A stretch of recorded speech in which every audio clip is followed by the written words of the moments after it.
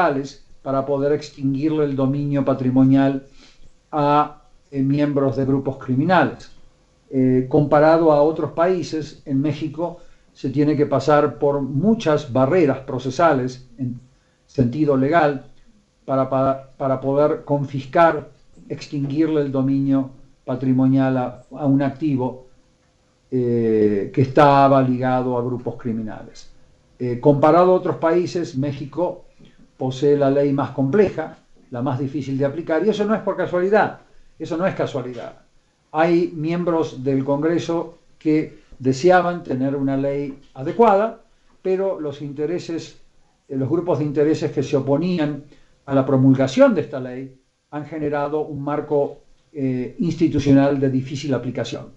Y eso hace que hoy en día no podamos tener a grupos criminales siendo sujetos a confiscaciones, siendo sujetos a extinciones de dominio, que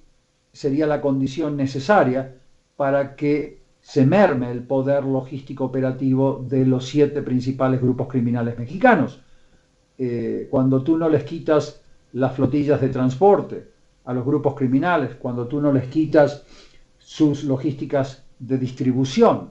cuando no les quitas sus logísticas de producción, cuando no les quitas sus logísticas de almacenamiento, todo esto es infraestructura patrimonial física. Cuando no se les confisca, estos grupos criminales siguen operando, no importando que les sigan deteniendo y capturando a sus jefes de jefes y a sus jefes de jefes de jefes, porque son empresas criminales. Y en ese sentido, las detenciones de personas físicas no merman el poder que estas empresas criminales poseen. Eso es algo que el presidente Calderón sabe, lamentablemente no está en condiciones de implementar. Sabe muy bien que detener a personas físicas no va a mermar el poder de las empresas criminales. Toda persona que haya estado en este ambiente con el nivel de educación y de preparación del presidente Calderón sabe que lo que estoy diciendo es básico. Es la ley de gravedad en las políticas públicas de combate y prevención de la delincuencia organizada. Bueno, este tipo de situaciones lleva a mayores oportunidades de criminalidad, porque el problema radica en que si tú le sigues tirando más soldados y más fiscales y más policías a esta gente, a los grupos criminales simplemente, cuando no les quitas sus patrimonios, los grupos criminales se defienden. Cuando ven más soldados venirse hacia ellos, ellos corrompen más, como forma de defensa, como estrategia defensiva. Cuando ellos ven a mayor cantidad de policías viniéndosele encima, ellos utilizan más corrupción y más violencia, que es algo muy importante de recordar cuando hablamos de extinguirle el dominio patrimonial a los grupos criminales. Y ese es un factor que todavía en México representa una materia pendiente, que lamentablemente sigue azotando a la población civil de este país, que se ve masacrada cuando cumple con su deber de ciudadana y ciudadano denunciando a estos grupos criminales. Y ahí tenemos los casos de la familia Reyes Salazar y otros casos alrededor de la República. Los grupos criminales no disminuyen su acción, su agresividad, por simplemente detener a personas físicas. Eso es un hecho clave que después vamos a volver a visitar en unos minutos. Todo esto se deriva de lo político a lo técnico en un deficiente sistema de rendición de cuentas del funcionario público, ya que el sistema político se ve contaminado, y obviamente el servicio civil de carrera y los nombramientos ulteriores van a estar sujetos a este tipo de abuso de discrecionalidad, ausencia de gobernabilidad técnica, que solamente reflejan los problemas en el ámbito político. Por lo tanto, para resumir, la premisa básica es que los altos niveles de delincuencia organizada y de corrupción a altos niveles del Estado solo pueden ser factibles y sostenibles cuando los estados no gozan de niveles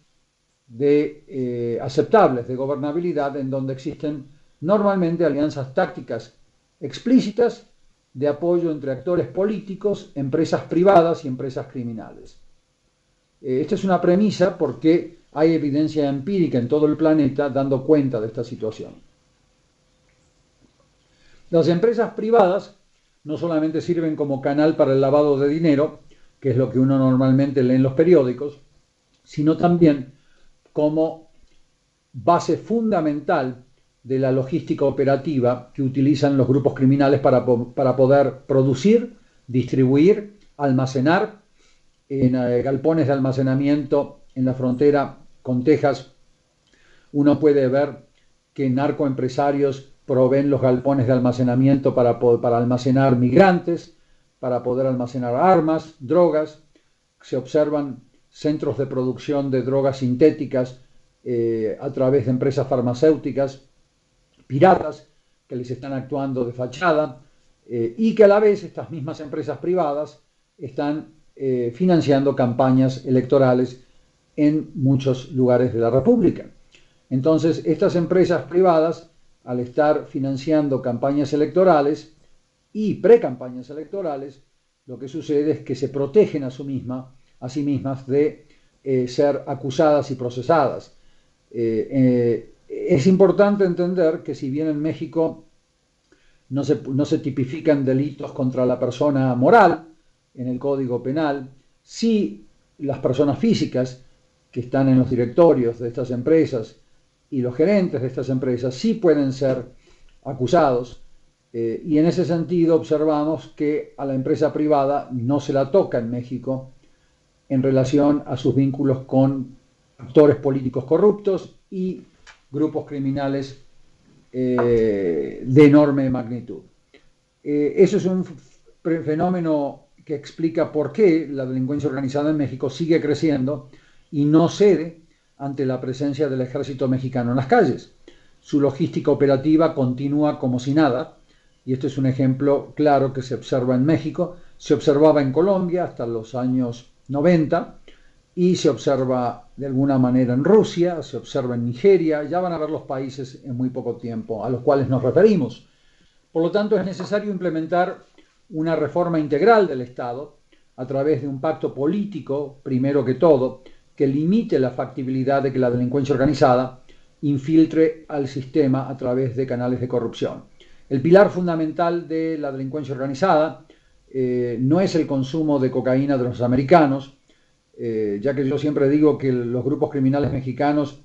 si bien comenzaron acaparando el tema drogas, ya se diversificaron a 22 tipos de mercados criminales: tráfico de seres humanos, tráfico de migrantes,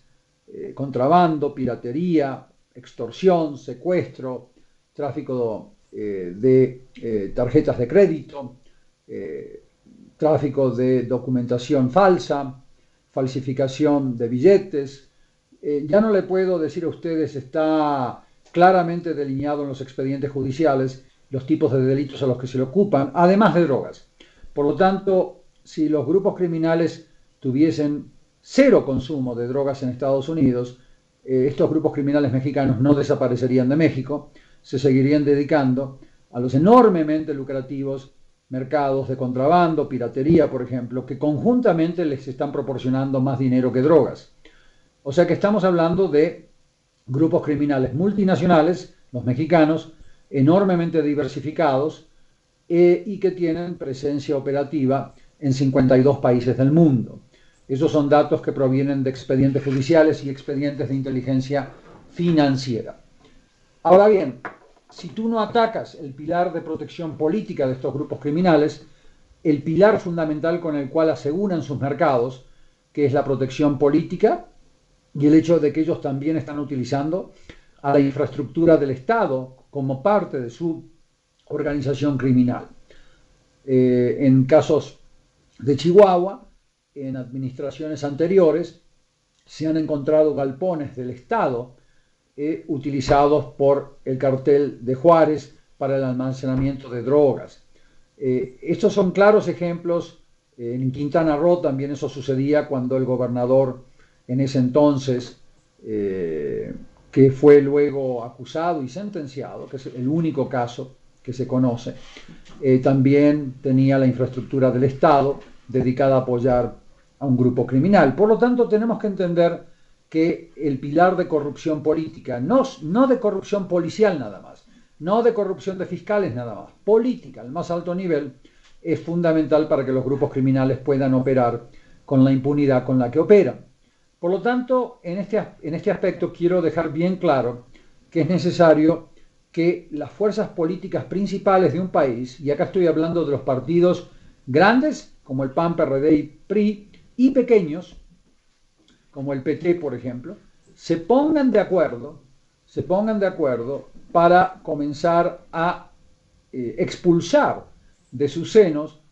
a los miembros que cometen los actos más obscenos de corrupción, y eso requiere de un pacto político, que no son abrazos en Los Pinos ni abrazos en el Palacio Nacional, sino más bien son acuerdos políticos en donde las clases, la élite político-empresarial,